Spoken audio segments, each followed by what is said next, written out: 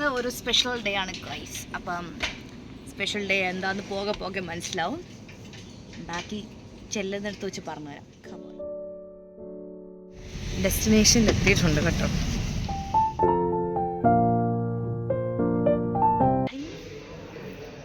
എവിടെയാ മമ്മി നമ്മളിപ്പോൾ നെക്സയുടെ ഷോറൂമിലാണ് guys. നെക്സയുടെ showroom.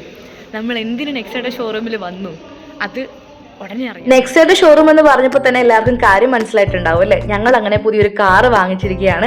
ഒരുപാട് കാലത്ത് ഞങ്ങളുടെ 3 പേരുടെ ആഗ്രഹമായിരുന്നു പുതിയൊരു വണ്ടിയും കൂടെ വാങ്ങിക്കണമെന്ന്. അത് ഫൈനലി ഇന്ന് ദൈവം സഹായിച്ച് ഞങ്ങൾക്കത് വാങ്ങിക്കാൻ പറ്റി. എൻ്റെ ഒരുപാട് കാലത്തെ ആഗ്രഹമായിരുന്നു ഇനി പുതിയതായിട്ടൊരു കാർ എടുക്കുമ്പോഴത്തേക്കിനും എനിക്ക് ആ വണ്ടി സ്റ്റാർട്ട് ചെയ്ത് മുൻപോട്ടേക്ക് നീക്കണം എന്നുള്ളത്. അതും ഇവിടെ നടക്കുകയാണ്. എനിക്കിപ്പോൾ എന്താ പറയേണ്ടതെന്ന് സത്യം പറഞ്ഞാൽ അറിയത്തില്ല. I M literally out of words.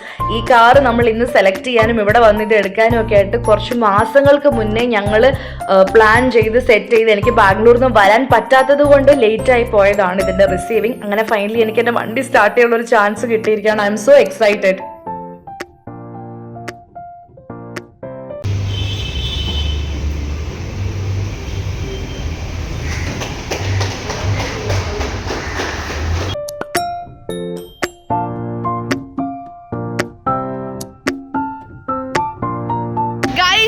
പറഞ്ഞ സർപ്രൈസ്, ഞങ്ങളൊരു പുതിയ കാർ എടുത്തിരിക്കണം ഗൈസ്. അങ്ങനെ നമ്മൾ വണ്ടിക്കൂട്ടനെ ഒക്കെ എടുത്ത് വെളിയിലിട്ടിട്ടുണ്ട്. നമുക്കിനി അകത്ത് ചെന്ന് എല്ലാവർക്കും ചോക്ലേറ്റ്സും സ്വീറ്റ്സും ഒക്കെ കൊടുക്കണം. കാര്യം I M so thankful to the entire Nexa team. എന്താണെന്ന് വെച്ചാൽ ഞങ്ങൾക്ക് വണ്ടിയുടെ റിസീവിങ്ങിന് കുറച്ച് മാസത്തേക്ക് നമുക്കിത് ഹോൾഡ് ചെയ്യേണ്ടി വന്നു. ബിക്കോസ് ഞാൻ ബാംഗ്ലൂരിലായിരുന്നു, എനിക്ക് വരാൻ പറ്റിയിട്ടുണ്ടായിരുന്നില്ല. അതൊക്കെ അവർ ഞങ്ങളുടെ ടൈമിന് അനുസരിച്ച് കൺവീനിയൻ്റ് ആക്കി തന്നിട്ടുണ്ടായിരുന്നു. അതുമല്ല വണ്ടിയുടെ സെലക്ഷൻ എന്ന് പറഞ്ഞാൽ എല്ലാവർക്കും അറിയാം it's like lots of confusions അല്ലേ? ഒരുപാട് കൺഫ്യൂഷൻസിൻ്റെ നടുക്കും ഡൗട്ട്സിൻ്റെ നടുക്ക് നിന്നിട്ടാണ് നമ്മളൊരു കാർ സെലക്ട് ചെയ്തെടുക്കുക. ആ സമയത്ത് അവരെന്നെ ഒരുപാട് ഹെൽപ്പ് ചെയ്തു. പപ്പയ്ക്കും മമ്മിക്കും ഞാൻ സെലക്ട് ചെയ്ത വണ്ടി ഒത്തിരി ഇഷ്ടപ്പെട്ടു എന്ന് പറയുകയും ചെയ്തു. And I am so happy for this. നമ്മൾ വണ്ടിയും കൊണ്ട് ആദ്യം വരെ നമ്മൾ പള്ളിയിലോട്ടാണ് കേട്ടോ.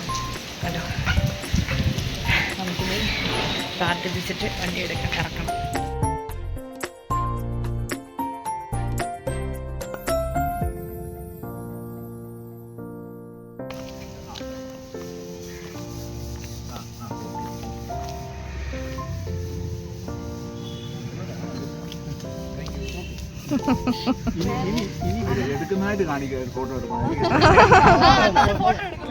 അങ്ങനെ പ്രാർത്ഥനയെല്ലാം കഴിഞ്ഞ് അച്ഛൻ്റെ ഞാൻ മധുരമൊക്കെ കൊടുത്തു. ഇനി നമുക്ക് പള്ളിയുടെ അകത്തുള്ള എല്ലാവർക്കും ലഡ്ഡു ഒക്കെ വിതരണം ചെയ്യണം. അതെല്ലാം ചെയ്ത് കഴിഞ്ഞിട്ട് ഞാൻ പറഞ്ഞു നമുക്കെന്നാൽ പിന്നെ ചുമ്മാ പള്ളിയുടെ ചുറ്റിനൊന്ന് വണ്ടി ഓടിച്ചിട്ട് വരാമെന്ന് പറഞ്ഞു. അങ്ങനെ ഞങ്ങളുടെ ഫസ്റ്റ് പാസഞ്ചർ അച്ഛനായിരുന്നു. അച്ഛനെ കൊണ്ട് ജസ്റ്റ് ചുമ്മാ ഇങ്ങനെ ഒന്ന് കറങ്ങി. അത് കഴിഞ്ഞിട്ട് ഞാൻ പപ്പേനെയും കൂടെ കയറ്റി പപ്പേനെ വെച്ച് വീണ്ടും ഒന്ന് കറങ്ങിയിട്ടുണ്ടായിരുന്നു. ആൻഡ് അയ്യോ, നമ്മുടെ സ്വന്തം വണ്ടിയിൽ നമുക്കിങ്ങനെ ഒന്ന് പുതിയ വണ്ടിയിൽ ഫസ്റ്റ് ഡേ നമുക്ക് വണ്ടി ഇരുന്ന് ഓടിക്കാൻ കിട്ടുന്ന ഒരു ചാൻസ് ഉണ്ടല്ലോ, ദാറ്റ് ഈസ് അൺഎക്സ്പ്ലെയിനബിൾ. എനിക്ക് ആ ഒരു ഫീൽ നിങ്ങളുടെ അടുത്ത് എങ്ങനെ പറഞ്ഞറിയിക്കണം എന്ന് അറിയില്ല കേട്ടോ. വണ്ടിയൊക്കെ എടുത്തു, നല്ല ക്ഷീണം. കാര്യം ഇന്നലെ ജസ്റ്റ് നമ്മൾ ട്രാവലിംഗ് എല്ലാം കഴിഞ്ഞ് എത്തി. ഞാൻ ഇന്നലെ ഒരു ഉച്ചയ്ക്ക്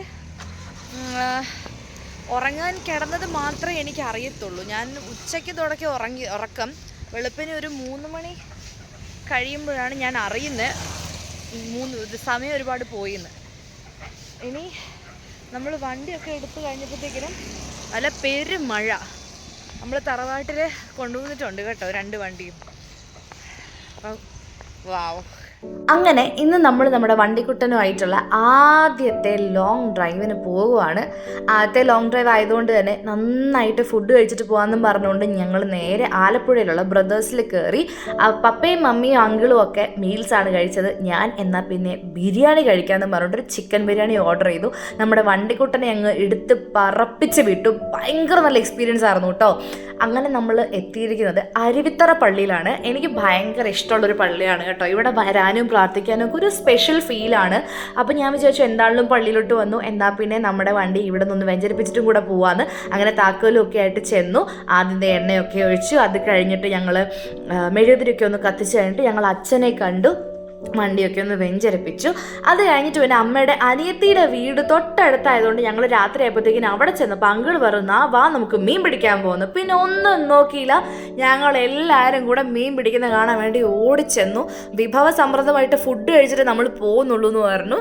നമ്മളൊന്നും നോക്കിയില്ല, കുറേ തേങ്ങയൊക്കെ ആയിട്ട് ഞങ്ങൾ കയറി ചെന്ന് അങ്കിൾ ഇത് മീൻ പിടിച്ചു തരുവാ കേട്ടോ. മീൻകുട്ടികൾ ഗൈസ് തല്ലിക്കൊന്നു ഗൈസ്, ടോർച്ചർ ചെയ്ത് കിൽ ചെയ്തു ഗൈസ്. പണി ചെയ്യുന്നുണ്ട്, കാണിച്ചു തരാവേ. കണ്ട കുടുംബസ്ഥയാണ്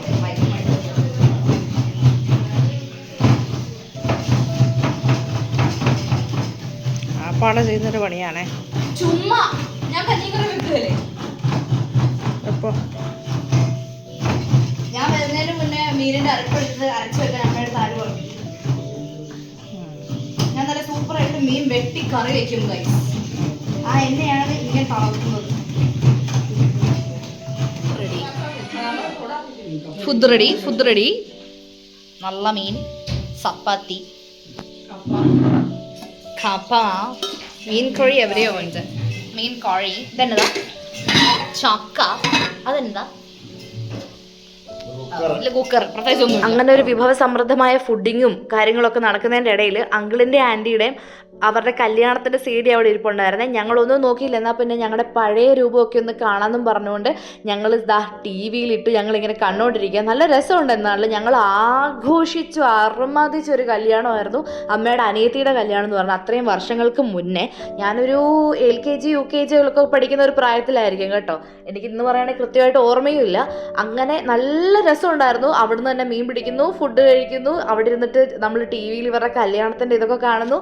അങ്ങനെ ഫുള്ളി അടിച്ചു പൊളിച്ചൊരു ദിവസമായിരുന്നു. അങ്ങനെ നമ്മുടെ ദിവസം ഇന്ന് തീരുകയാണ്. നമ്മളിനി തിരിച്ച് ആലപ്പുഴയ്ക്ക് പോകണം. നമുക്കിനി അടുത്തൊരു വീഡിയോയിൽ കാണാം. Bye bye.